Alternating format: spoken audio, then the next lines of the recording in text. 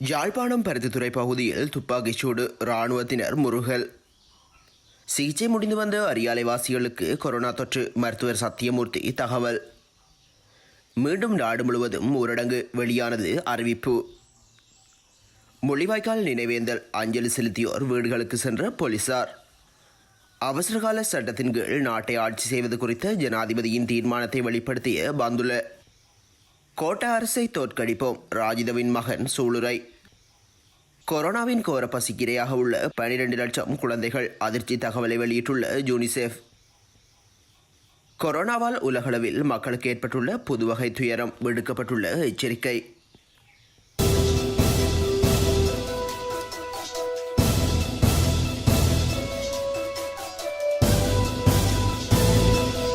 யாழ்ப்பாணம் பருத்தித்துறை மந்திகை பகுதியில் இராணுவத்தின் துப்பாக்கிச்சூட்டுக்கு இலக்காகிய இளைஞன் வைத்தியசாலையில் அனுமதிக்கப்பட்டுள்ளார்.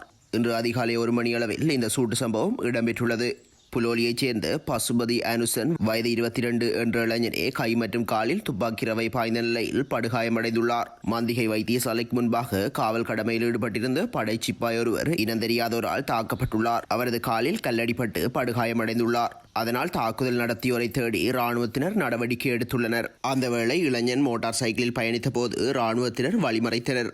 எனினும் அதனை மீறிச் சென்றபோது துப்பாக்கிச்சூடு நடத்தப்பட்டது என ஆரம்ப விசாரணைகளில் இராணுவத்தினர் தெரிவிக்கின்றனர். இதன்போது சூட்டுக்கிழக்காக இளைஞன் வீட்டுக்கு சென்று அவசர உதவி ஆம்புலன்ஸ் சேவையில் மந்திக வைத்தியசாலைக்கு கொண்டுவரப்பட்டுள்ளார். குருதிப்போக்கு உள்ள போதும் இளைஞன் பாதுகாப்பாக உள்ளார் என்று தெரிவிக்கப்பட்டுள்ளது. சம்பவம் தொடர்பில் பருத்தித்துறை போலீசார் விசாரணைகளை முன்னெடுத்துள்ளனர். சுவிஸ் போதகரின் ஆராதனையில் கலந்து கொண்டு கொரோனா தொற்றுக்குள்ளாகி சிகிச்சை முடிந்து வீடு திரும்பிய அரியாலைவாசிகளிடம் கொரோனா தொற்று சிறிதளவு இருப்பதாக அறிவிக்கப்பட்டுள்ளது. யாழ்ப்பாணம் போதனா வைத்தியசாலை பணிப்பாளர் இது தொடர்பில் தகவல் வெளியிடுகையில், நேற்றைய தினம் 27 பேருக்கான பரிசோதனைகள் யாழ் போதனா வைத்தியசாலை ஆய்வுக்கூடத்தில் மேற்கொள்ளப்பட்டன. யாழ்ப்பாணம் மாநகர சபை சுகாதார வைத்திய அதிகாரி பிரிவில் 6 பேர் சோதனைக்குட்படுத்தப்பட்டனர். இவர்கள் அனைவரும் அரியாலை பகுதியை சேர்ந்தவர்கள். கடந்த மாதம் தொற்று உறுதிப்படுத்தப்பட்ட நிலையில் சிகிச்சை பெற்று 2 கிழமைக்கு முன்னர் வீடு திரும்பியவர்கள். நேற்றைய பரிசோதனையில் இவர்களில் 5 வைரஸ் தொற்றின் தாக்கம் இன்னமும் சிறிதளவில் காணப்படுவதாக குறிப்பிடப்பட்டுள்ளது. ஆகவே இவர்கள் 5 தொடர்ந்தும் 2 கிழமை அவர்களது வீடுகளிலேயே தனிமைப்படுத்தலில் இருக்க வேண்டும். அத்துடன் 2 கிழமையின் பின்னர் மீண்டும் PCR பரிசோதனைகள் மேற்கொள்ளப்பட வேண்டும் என தொற்று நோய் தடுப்பு நிபுணர்கள் அறிய தந்துள்ளனர். ஒருவருக்கு மீள பரிசோதனை செய்யப்பட வேண்டும் எனவும் அவர் மேலும் தெரிவித்திருந்தார். ஸ்ரீலங்காவில் மே 16ஆம் தேதி சனிக்கிழமை இரவு முதல் நாடு தழுவிய ரீதியில் ஊரடங்கு சட்டம் அமல்படுத்தப்பட உள்ளதாக தெரிவிக்கப்பட்டுள்ளது.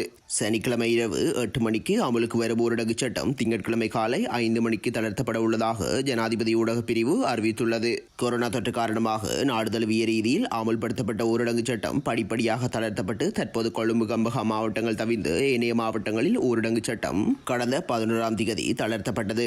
இந்நிலையில் எதிர்வரும் 16ஆம் தேதி இரவு 8 மணிக்கு மீண்டும் நாடு தழுவிய ரீதியில் ஊரடங்கு சட்டம் அமல்படுத்தப்பட உள்ளதாக ஜனாதிபதி ஊடக பிரிவு தெரிவித்துள்ளது. அதற்கமைய கொழும்பு கம்பஹா மாவட்டங்களில் தற்போது அமலில் உள்ள ஊரடங்கு சட்டம் மறு அறிவித்தல் வரை தொடரும். ஏனைய அனைத்து மாவட்டங்களிலும் வரும் 16ஆம் தேதி சனிக்கிழமை வரை தினசரி இரவு 8 மணிக்கு அமலாகும் ஊரடங்கு காலை 5 மணிக்கு தளர்த்தப்படும். பின்னர் 17ஆம் தேதி ஞாயிறு நாடு முழுவதும் ஊரடங்கு சட்டம் அமலில் இருக்கும். கொழும்பு கம்பஹா தவிர இதர அனைத்து மாவட்டங்களிலும் 18ஆம் தேதி திங்கட்கிழமை காலை 5 மணிக்கு தளர்த்தப்படும் ஊரடங்கு 13ஆம் தேதி சனிக்கிழமை வரை தினசரி இரவு 8 மணிக்கு அமலாகி காலை 5 மணிக்கு தளர்த்தப்படும். ஊரடங்கு அமலில் இருந்தாலும் அந்த மாவட்டங்களில் அத்தியாவசிய சேவைகள் இடம்பெறும் என்பதும் குறிப்பிடத்தக்கது. முள்ளிவாய்க்கால் நினைவேந்தல் வாரத்தின் ஆரம்ப நாளான நேற்று முன்தினம் முல்லைத்தீவு மாங்குளம் பகுதியில் விளக்கேற்றி அஞ்சலி செலுத்தியோரின் வீடுகளுக்கு நேற்றைய தினம் சென்று போலீசார் விசாரணைகளை மேற்கொண்டுள்ளதாக தமிழ் தேசிய மக்கள் முன்னணியின் முல்லைத்தீவு மாவட்ட அமைப்பாளர் திலகநாதன் கிந்துஜன் தெரிவித்துள்ளார். சிவில் உடை தரித்த தம்மை போலீசார் என அடையாளப்படுத்தியவர்கள் இவ்வாறு ஒவ்வொருவரினதும் வீடுகளுக்கு சென்று நினைவேந்தல் நிகழ்வை செய்தவர்களது பெயர் விவரங்களை கேட்டு விசாரணை மேற்கொண்டதோடு பதிவுகளையும் மேற்கொண்டனர். மேலும் விசாரணைகளை மேற்கொண்டவர்களிடம் மீண்டும் சிறை செல்லப் போகிறீர்களா எனவும் மிரட்டல் விடுத்துள்ளனர். அத்தோடு இவ்வாறான நிகழ்வுகளை செய்வதாக இருந்தால் முன்கூட்டியே போலீசாரின் அனுமதியை பெற வேண்டும் எனவும் கூறி சென்றுள்ளதாக தமிழ் தேசிய மக்கள் முன்னணியின் முல்லைத்தீவு மாவட்ட அமைப்பாளர் தெரிவித்துள்ளார். மேலும் நினைவேந்தல் மேற்கொண்ட இடத்துக்கு சென்ற விசேட அதிரடிப்படையினர் மற்றும் அரசு புலனாய்வாளர்கள், போலீசார் ஆகியோர் அப்பகுதியில் உள்ள மக்களிடம் விசாரணைகளை மேற்கொண்டதோடு அப்பகுதியில் சோதனை நடவடிக்கைகளிலும் ஈடுபட்டதாக கிந்துஜன் தெரிவித்துள்ளார். அரசியலமைப்பினை மீறி பழைய பாராளுமன்றத்தை கூட்ட எந்த தீர்மானமும் எனக்கு இல்லை. பாராளுமன்றம் கூட்டாது போனாலும் நிதி அதிகாரத்தை கையாள முடியும் என கூறும் அமைச்சர் பந்துல குணவர்த்தன அவசரகால சட்டத்தின் கீழ் நாட்டினை கொண்டு நடத்த ஜனாதிபதிக்கு எந்த விருப்பமும் இல்லை என்றார். அமைச்சரவை தீர்மானங்களை அறிவிக்கும் வாராந்த செய்தியாளர் சந்திப்பில் நேற்று கலந்து கொண்டு கருத்து தெரிவிக்கும் போதே இதனை கூறினார். இதுகுறித்து அவர் மேலும் கூறுகையில், அரசியல் அமைப்பினை மீறி எம்மால் பாராளுமன்றத்தை கூட்ட முடியாது. பாராளுமன்றம் கலைக்கப்பட்டுள்ள பாராளுமன்றத்தை மீண்டும் கூட்டுவதில் எந்த அர்த்தமும் இல்லை. அவசரகால சட்டம் இருக்கும் நேரங்களில் பாராளுமன்றத்தை கூட்ட முடியும்.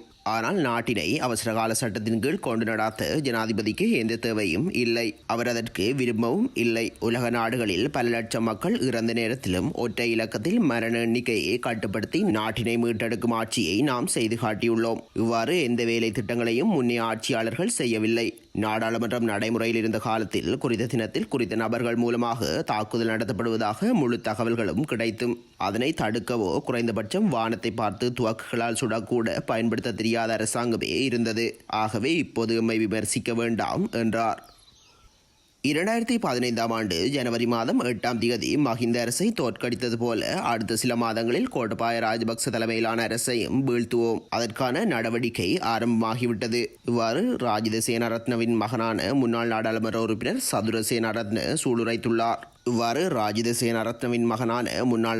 உறுப்பினர் சதுர சேனாரத்ன சூளுரைத்துள்ளார். அவர் மேலும் தெரிவித்ததாவது, ஐக்கிய தேசிய கட்சி இரண்டுபட்டுவிட்டது. சஜித் அணியும் ரணில் தரப்பும் பிரிந்துவிட்டது என்று சந்தோஷமடைந்த ராஜபக்ச தரப்புக்கு தற்போது பெரும் அதிர்ச்சி ஏற்பட்டுள்ளது. ராஜித சேனாரத்ன கைது செய்யப்பட்டுள்ள நிலையில் அவருக்கு நீதியை பெற்றுக் கொடுப்பதற்காக ஐக்கிய தேசிய கட்சியும் ஐக்கிய மக்கள் சக்தியும் இணைந்து குரல் கொடுத்து வருகின்றன. ஐக்கிய மக்கள் சக்தியின் வேட்புமனுவை ஆட்சேபித்து வழக்கு தாக்கல் செய்தவர் கூட ராஜிதவுக்கு நீதியை பெற்றுக் கொடுப்பதற்கு முன்னிலையாகியுள்ளார். எனவே ராஜிதவை வைத்து முன்னெடுக்கவிருந்த அரசியல் ஆட்டத்தில் கோட்டபாய ராஜபக்ச தலைமையிலான அரசு தோல்வி கண்டுள்ளது. ராஜித சிறை வைக்கப்பட்டாலும் பிரிந்த ஜனநாயக அணிகள் நீதிக்காக ஒன்றிணைந்துள்ளன. சந்திரிகா, மஹிந்த ஆகியோரும் ராஜிதவை சிறையில் அடைப்பதற்கு முயற்சித்தனர். அது கைகூடவில்லை. சந்திரிகா, மஹிந்தவால் ஒன்றும் செய்ய முடியாமல் போனதை கோட்டபாயவுக்கு செய்வதற்கு இடமளிக்க மாட்டோம். ஜனநாயகத்துக்கான எமது போராட்டம் தொடரும். அதற்கான அடித்தளம் ராஜிதவின் கைதுக்கு எதிரான நடவடிக்கையிலிருந்து ஆரம்பமாகிவிட்டது.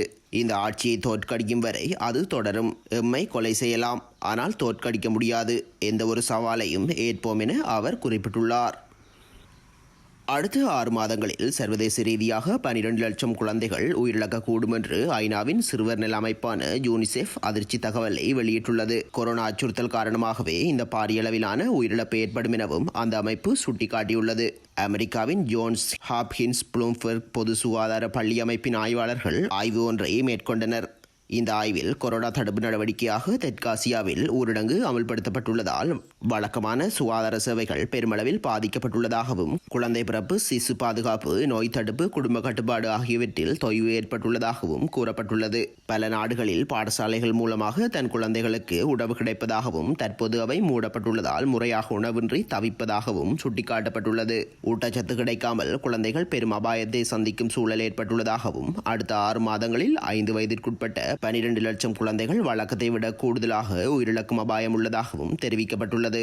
இந்தியாவில் மட்டும் 3 லட்சம் குழந்தைகளுக்கு பாதிப்பு ஏற்படும் அபாயம் உள்ளதாகவும் பிரேசில், பாகிஸ்தான், நைஜீரியா, மாலி மற்றும் சோமாலியா ஆகிய நாடுகளில் உயிரிழப்பு அதிக அளவில் இருக்கும் எனவும் ஆய்வில் கூறப்பட்டுள்ளதாக யூனிசெஃப் சுட்டிக்காட்டியுள்ளது.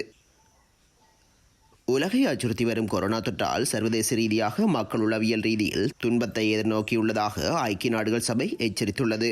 அன்புக்குரியவர்களை இழந்ததற்கு வருத்தம், வேலை இழப்பால் அதிர்ச்சி, தனிமைப்படுத்தல், கடினமான குடும்ப இயக்கவியல், எதிர்காலத்திற்கான நிச்சயமற்ற தன்மை என மருத்துவ சுகாதார பணியாளர்களில் தொடங்கி வேலை இழந்தவர்கள், தனிமையில் தவிக்கும் முதியவர்கள், இளைஞர்கள் என அனைவரும் மிகுந்த மன அழுத்தத்தை எதிர்நோக்கி வருகின்றனர். கொரோனா தடுப்பு பணிகளில் ஈடுபட்டுள்ள நாடுகள் சமூக மற்றும் மன ரீதியாக மக்களுக்கு எவ்வாறு ஆதரவு கொடுப்பது என்பதையும் சிந்திக்க வேண்டும் என்றும் ஐக்கிய நாடுகள் சபை அழைப்பு விடுத்துள்ளது.